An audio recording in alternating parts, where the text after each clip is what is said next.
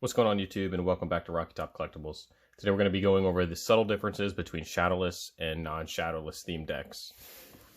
So to start with, we're going to start with the two-player starter deck. So this one is opened. I actually opened it on camera for you guys. And then you have this one. So this is a sealed one, which we'll get into in a minute.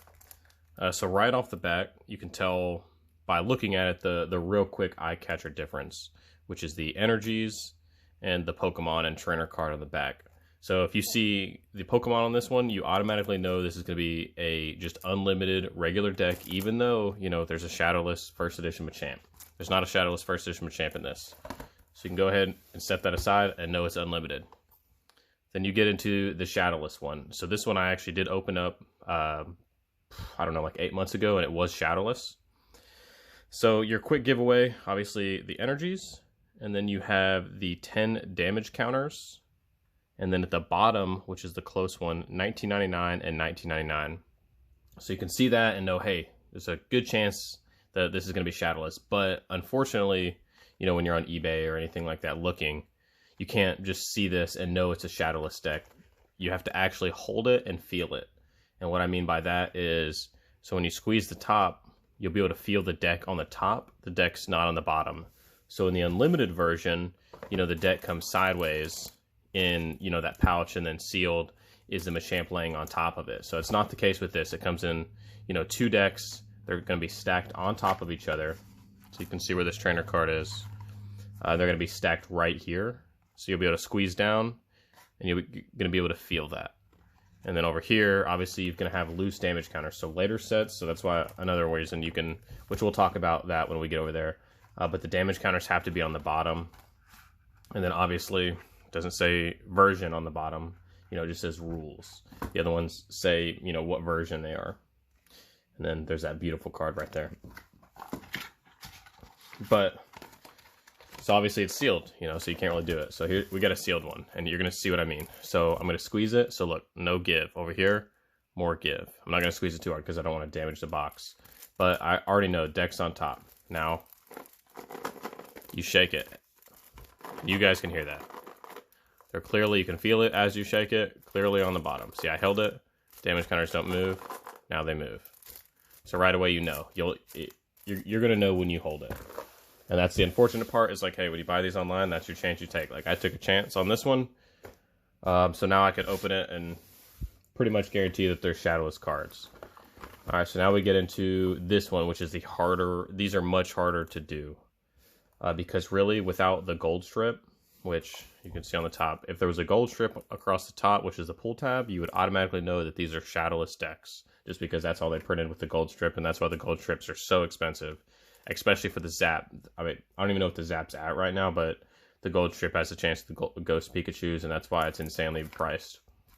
So, can't really look at the front and tell. Obviously, you have to go straight to the back, just like on the other one. So you can tell right away, all three of these are different. So we're going to go from, we'll go from right to left. Well, let's start with this one. So this is going to be the newest one. Actually, let's get both of these together. So just looking at these side by side, you can tell the difference. So this one does not have damage counters, and it doesn't say damage counters on here. And that's just because, you know, they're not damage counters. I don't think there were damage counters in here. They might have been. So yeah, they still did have damage counters. Or did I? Let's look at the box. Nope. So these were not in here. I actually put these in here. There were these. So that's how you know. So when you shake it, you won't hear any damage counters, because these were the damage counters. And also, right away, version 3, there's your giveaway.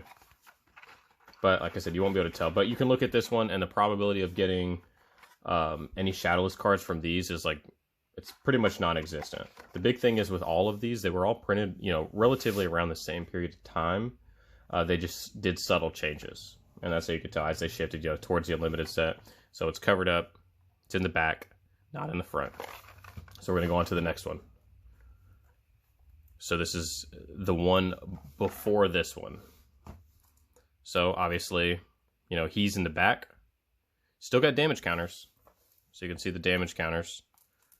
It has the 10 damage counters here, which has over here. And then they both are going to say 1999 at the bottom. So with that being said, you can still pull Shadowless cards from here. It's pretty low percent. that you do it, and you can still hear it. You can still hear damage counters because they're still in there. I don't want to. You can look at TCA Gaming's videos. He opened up a bunch of these to see which ones had the higher probability of Shadowless, because it's still not guaranteed. And then you get into this one. So this one's a little bit better, but as you look at this one, the big thing is going to be, so now the Pikachu's in the front. So this is variation 2, variation 3, and variation 4. So this is the second one right behind Gold Strip. So the quick fix they did, is they pulled the Gold Strip off, and then they printed these. So you've got the first edition Pikachu. There's no first edition cards in these. The damage counters, 1999 printed. So hey, there's your high probability, but that's not the big one. Again, you have to hold it. So I can feel the decks at the top, and the damage counters are at the bottom. But with this one, so those right there, you can, based off of the data that's on E4 and the data that's out there, is you can pretty much guarantee that's a Shadowless one. This one is still, I want to say it's like a 75% chance, even with the deck that it's at. So this one's a little bit harder, and I actually don't know if I don't think there's been anybody on camera that's pulled Ghost Pikachus from this. But hey, so there's still chance out there, just because there's not enough data, and these things are getting so expensive that less people are opening them. But those are the 3 variations of decks, and then obviously the 2 variations in these. So I really hope this video helped with you guys, and good luck out there.